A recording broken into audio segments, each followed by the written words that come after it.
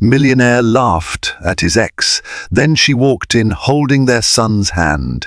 Hello, everyone, and welcome to a tale packed with ambition, heartbreak, and jaw-dropping revelations. Today's story centers on a millionaire who scorned his devoted ex-partner only to have his triumphant world shaken by her unexpected reappearance, hand in hand with a child he never acknowledged. We'll watch as hidden truths come to light. Unstoppable ambition collides with karma, and the delicate bonds of family threaten to unravel a carefully built empire. Brace yourselves for secrets, emotional confrontations, and breathtaking turns of fate. Get ready to dive into a gripping journey filled with drama and redemption, one that proves no fortune can bury the past forever. Before we dive in, if you're new here, don't forget to subscribe and hit that notification bell so you never miss an update. If you're excited about this story, let us know. If you enjoyed the video, press 1. If not, press O. Your feedback really inspires me to gather more uplifting and meaningful stories. Oliver Harrington grew up in the cramped outskirts of Cincinnati. His parents worked tirelessly at a local factory and a grocery store, always behind on bills. As a young boy, Oliver dreamed of raking in enough money to wash away every hardship. He memorized stock prices instead of fairy tales, devouring books on business strategy while other children played outside. Beneath the flickering light of a desk lamp, he'd pore over financial newspapers, dreaming of a day when he would never again taste the bitterness of poverty. By the time Oliver reached college, he was already chiseling out a path toward wealth. He majored in economics, joined every business club, and sucked up to professors who had industry connections. His drive bordered on obsession: no party, no social gathering, no break. He burned through business plans late into the night, determined to launch the next big thing. In those frenzied days, he struck up a friendship with Rachel Warren, a literature student with gentle eyes and a determination all her own. It was an unlikely pairing, the finance shark and the poetry enthusiast. Rachel wasn't impressed by Oliver's bravado or his unwavering focus on money. She admired his discipline, but found his view of life a bit narrow. Oliver, for his part, was drawn to her warmth and kindness. Despite their differences, they found themselves in a tender relationship, one built on late-night walks across campus, laughing about the future and talking about the meaning of success and happiness. Rachel believed in Oliver's potential, but she also believed in balance, something he often neglected. In time, she became the buffer that kept him from working himself into exhaustion. As Oliver's college career soared, so did his thirst for status. He interned at a major brokerage firm during junior year, impressing executives with his relentless work ethic. Soon after, he found powerful mentors willing to introduce him to elite circles. Caught in this upward spiral, Oliver began to distance himself from Rachel's more grounded perspective. He'd scoff when she questioned whether constant striving was worth sacrificing time with loved ones. Arguments flared about priorities and values. Rachel continued supporting him, but inside, she wondered if she'd lose him to ambition. Their final year brought a crisis. In a rare break from Oliver's breakneck schedule, they spent a weekend together at a cabin near campus, laughing, cooking meals, believing they still had a chance to reconcile their worlds. But soon after, Rachel discovered she was pregnant.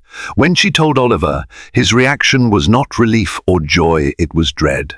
He saw fatherhood as an anchor, a ball and chain that would slow his meteoric rise. An ugly argument erupted. Amid Rachel's tears, Oliver declared he wasn't ready to be a parent. A week later, he left school abruptly, taking a lucrative job with a hedge fund in New York. Rachel was left stunned and alone. Over the following months, Rachel tried to reach out, leaving voicemails that Oliver never returned. She wrote emails that went unanswered. As her due date approached, She accepted that Oliver had chosen his career over their unborn child.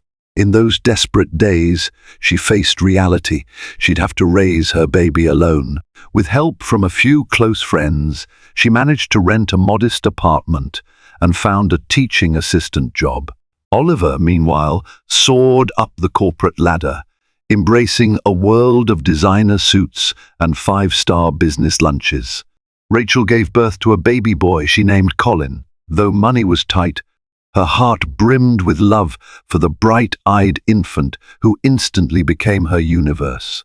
She juggled midnight feedings with finishing her literature degree, all while bartending on weekends to pay for diapers. Each success, each small victory, Colin's first smile, Rachel's scholarship felt more meaningful than any corporate bonus. Still, the sting of Oliver's abandonment lingered at the edges, a dull ache reminding her that their child was missing a father. Years passed. Oliver rose in the ranks of finance, pivoted to tech investments, and eventually founded his own venture capital firm. He cultivated a reputation as a visionary with a Midas touch. Recognitions rolled in, features in Forbes, invitations to TED Talks, even a cameo on a major business podcast. He purchased a sleek Lamborghini Aventador and a condo at 157 in Manhattan. Ambition burned hot as ever. Where others saw enough, Oliver only saw the next rung on the ladder. Meanwhile, Rachel quietly built a stable life for Colin, earning a teaching certificate and finding joy in motherhood. Colin grew into a curious, energetic boy with a penchant for building complex creations out of Legos.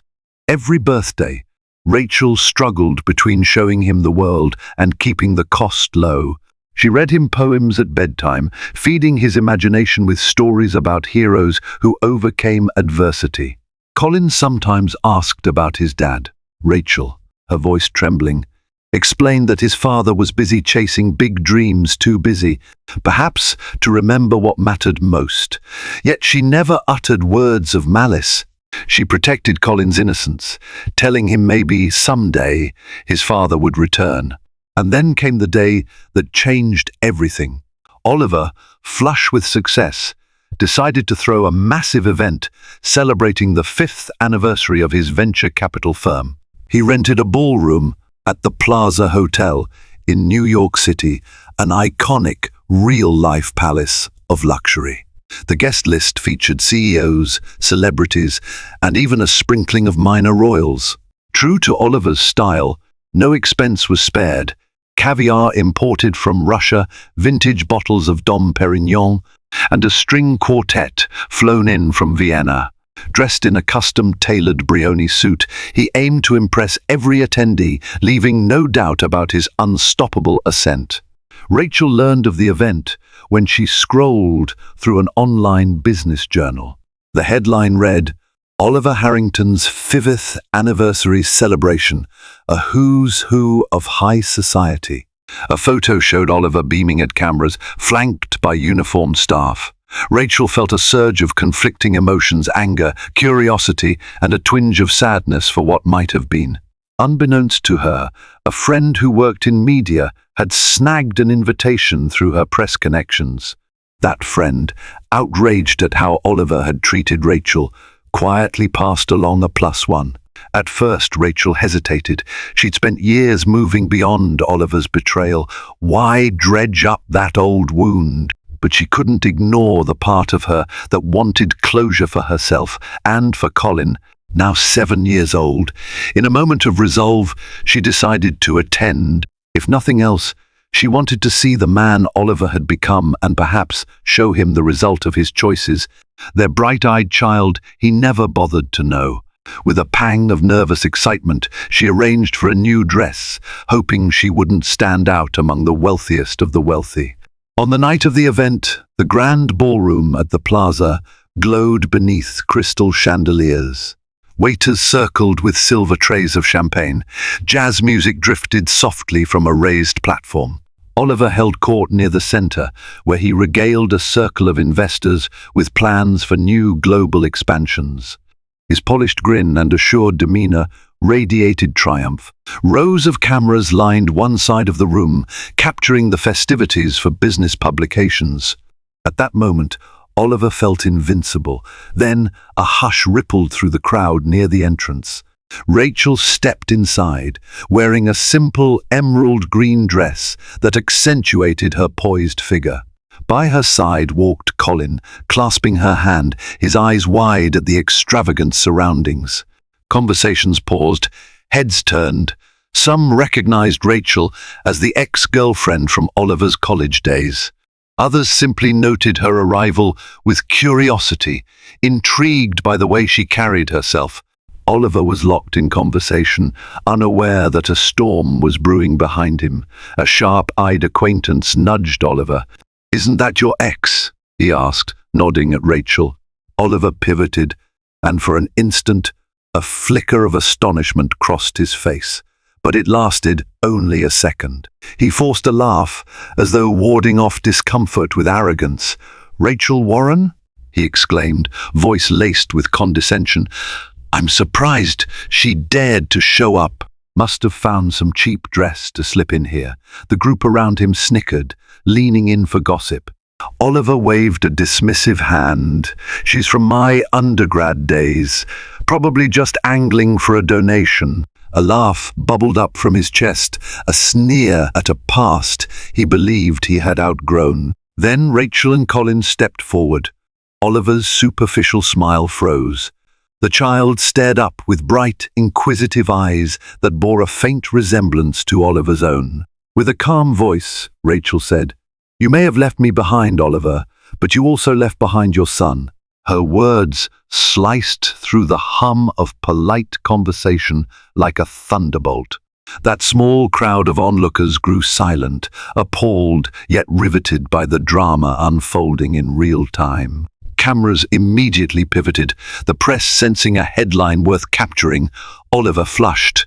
The corners of his carefully orchestrated world rattled. He tried to muster his usual bravado, but the presence of a flesh-and-blood child made it difficult to maintain the illusion of control. He forced a derisive chuckle. "My son! Don't be ridiculous," he said, though uncertainty flickered in his eyes. Rachel's features hardened. "Colin is your boy, Oliver. He's 7, and for all those years, you never once tried to find out if I went through with the pregnancy." Her voice shook with suppressed emotion. She turned to Colin, gently introducing him. "Colin, this is your father." Colin regarded Oliver shyly. He was old enough to sense tension in the air, to recognize the weight behind his mother's words. For a moment, father and son locked eyes, one filled with confusion, the other with mounting guilt. The hush grew uncomfortable. Guests leaned in, some with pity, others with glee at the unraveling scandal. Oliver's chief investor cleared his throat, shooting Oliver a questioning look. A swirl of camera flashes punctuated the moment, capturing images that would soon spread online. Oliver felt as though a trapdoor had opened beneath him, threatening to plunge him into ruin. Jolted by self-preservation, Oliver tried to diffuse the scene. "Rachel, let's discuss this in private," he hissed, stepping forward to grab her elbow. But she held her ground, refusing to be ushered away. "No," she said firmly. "I tried reaching you year after year so you could be part of Colin's life. You never answered. You chose your wealth and your ego over being a father." That single statement resounded across the glossy floor. Several onlookers glanced at Oliver with newfound wariness. The unstoppable golden boy had apparently cultivated more than just a fortune, he'd grown a graveyard of personal failures. Sensing the meltdown, the event organizer signaled the band to resume playing louder, hoping to camouflage the confrontation. But the spectacle at the center overshadowed the music. Journalists murmured among themselves, capturing every angle of Oliver's shock. Realizing that ignoring the child was no longer an option, Oliver stammered, If he's truly mine, we'll handle this properly. I can arrange a test. There are procedures." He was trying to sound rational, but it came across as defensive, even cold. Colin's face tightened, sensing rejection. A pang of immediate karma struck Oliver. The very crowd he aimed to impress was turning against him. Rachel's expression flashed with pain. "A DNA test," she repeated softly. "Fine, if that's what you need to accept the truth." She turned to walk away, but the watching cameras insisted on more. Microphones popped up from reporters demanding statements. One asked, "Mr. Harrington, how will this discovery affect your corporate image?" Another, "What do you have to say to your son?" Oliver's eyes darted from the cameras to the dozens of stares, some sympathetic, others judgmental. He felt cornered. The perfect celebration had dissolved into a public scandal. In a desperate bid to salvage dignity, Oliver turned back to Rachel. "Give me a few days," he said, voice subdued. "I'll call you. We can figure this out." Stung by old wounds, Rachel nodded curtly. She took Colin's hand, guiding him away, but before they left the ballroom, Colin paused. "Nice to meet you, Dad," he said, voice small yet heartbreakingly earnest. Oliver felt a twist in his chest. Immediate karma had manifested in the shape of a child's innocence. No witty remark, no dismissive laugh could shield him from the shame creeping over him like a cold tide. The next morning's headlines blared. Venture capitalist Oliver Harrington confronted by ex and alleged son at gala. Photos circulated online of Oliver's stunned expression, Rachel's determined stance, and Colin's wide-eyed innocence. Social media erupted in debate. Some condemned Oliver's neglect, others questioned Rachel's motives. Oliver's phone buzzed non-stop. Investors demanded explanations, fearing the swirl of negative publicity could harm their deals.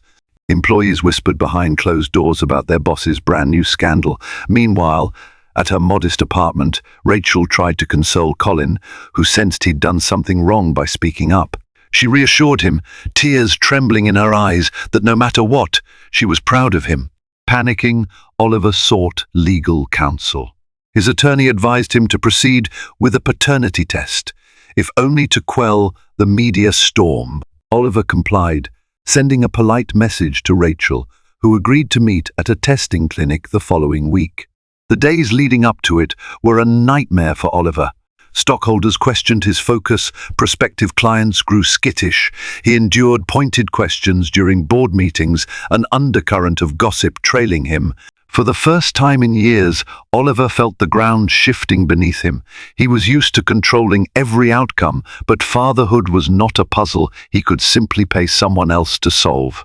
The morning of the test, Oliver arrived at the clinic wearing a conservative suit, looking more like a corporate emissary than a father. Rachel and Colin were already there.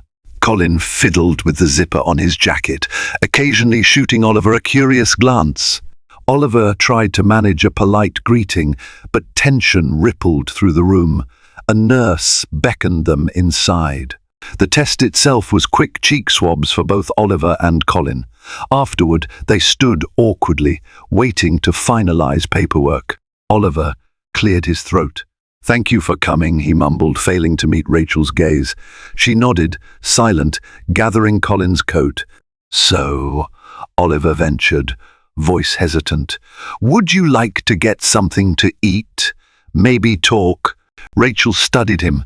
She saw flickers of the boy she once loved, overshadowed by the man consumed by greed. "But for Colin's sake," she agreed. "Let's go to the cafe across the street." They walked in uneasy silence, settling into a corner table. The smell of fresh coffee wafted through the air. Oliver ordered a latte, Rachel a tea, and Colin a hot chocolate. The swirl of normalcy in that simple act made Oliver's heart twist. He'd never done these mundane family things before. Over steaming cups, they spoke in stilted phrases.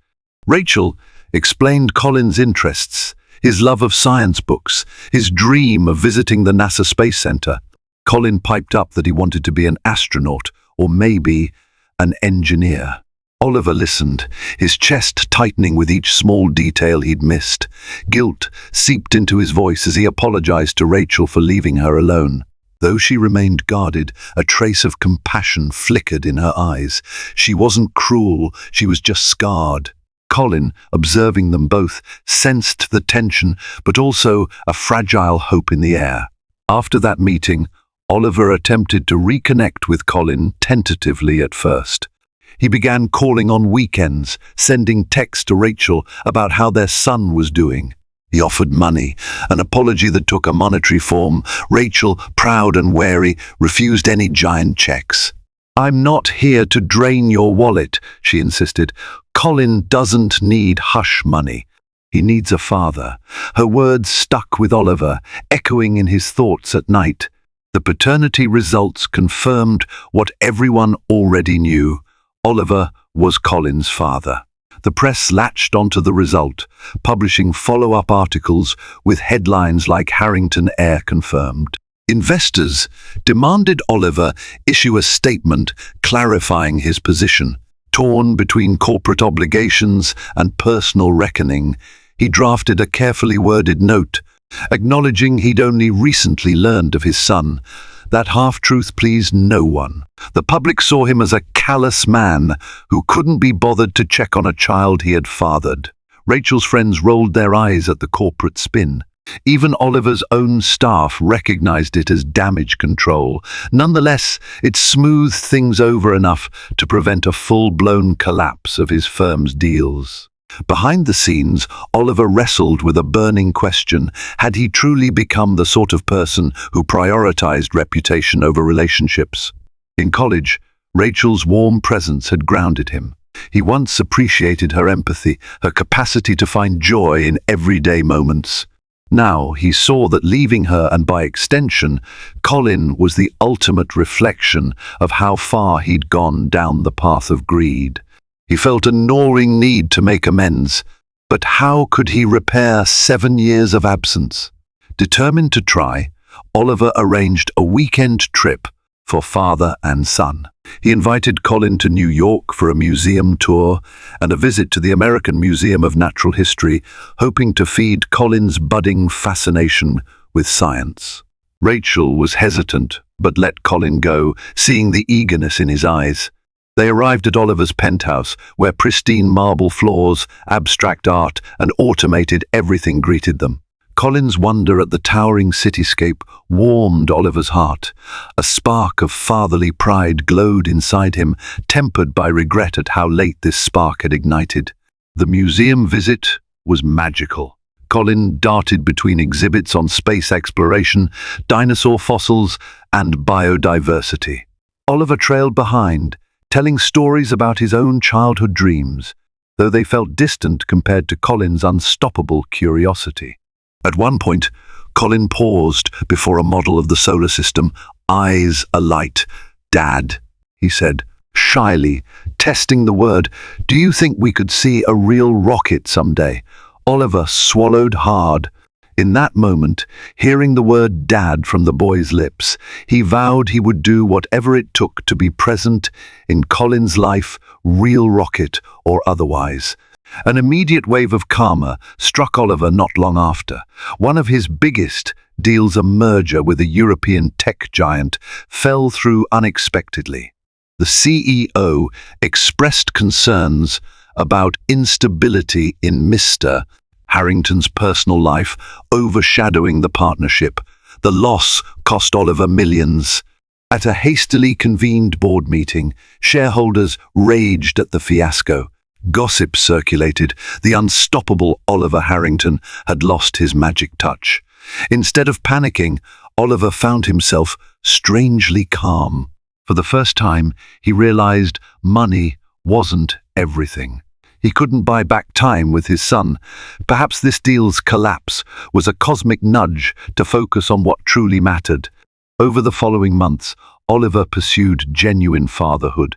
He scheduled monthly visits, each time learning new things about Colin, his favorite foods, his sense of humor, his struggles with math problems. He found ways to support Rachel too, paying for after-school programs without making it feel like a transaction. Slowly, guarded hostility gave way to a tentative co-parenting relationship. Rachel watched Oliver's efforts with cautious optimism. She'd been burned before, but this Oliver seemed different, a man confronted by his own failings, who was finally choosing love over pride. Still, not everything was smooth. The tabloids occasionally dredged up the old scandal, with headlines labeling Rachel as the ex who brought the mighty Harrington to his knees. Rumors circulated about Oliver's next moves, whether his paternal responsibilities would hamper future investments. He faced each rumor with a calmer demeanor than before. This time he was committed to a cause beyond salvaging his corporate image, forging a lasting bond with his child. Over dinner, he'd tell Colin about the constellations, vowing to visit Cape Canaveral. The boy's laughter was a healing balm for Oliver's battered soul. In time, the tension between Oliver and Rachel thawed enough that they could share small family moments, birthdays, school plays, and picnics in the park. Oliver realized these ordinary experiences were more precious than any champagne-soaked gala. Sometimes he'd catch Rachel watching him guide Colin through homework and see tears shimmer in her eyes, memories of the heartbreak he'd caused colliding with relief that he was stepping up now. Though the wounds ran deep, both parents recognized they were forging a future worth more than old grudges. The turning point came when Colin fell ill with a serious respiratory infection. For days, he lay in a hospital bed, feverish and weakened, while Oliver and Rachel hovered anxiously. Oliver cancelled business meetings without hesitation. He discovered that no boardroom triumph could outweigh the fear of losing his son. During that hospital vigil, Oliver saw that his real success wasn't measured in zeros on a bank statement, but in the love he offered, the comfort he gave. When Colin finally recovered, opening his eyes to see both parents at his bedside, the bond among the three felt unbreakable. Years later, Oliver would reflect on that fateful night at the plaza when Rachel walked in holding Colin's hand and realize it was the day life offered him a chance at redemption. For all the shame, the public fallout, the lost deals, that moment was the spark that melted away his hollow, gilded facade. He learned how laughter can quickly transform into heartbreak when confronted with the truth. And that immediate karma, arriving in the shape of a bright-eyed 7-year-old, was exactly what he needed to become a better man, a devoted father, and ultimately, someone capable of true love. Thank you for joining us on this powerful journey of hidden secrets, public shame, and the profound discovery of fatherhood. In witnessing Oliver's fall from invincible entrepreneur to humbled parent, we're reminded that behind every fortune lies a deeper truth. Money alone cannot repair the bonds we neglect. If you found yourself moved by this heartfelt tale, please hit that like button and share it with those who appreciate stories of struggle, transformation, and redemption. Don't forget to subscribe for more gripping narratives that shine a light on the human spirit. We value your support, and we look forward to bringing you even more remarkable tales soon.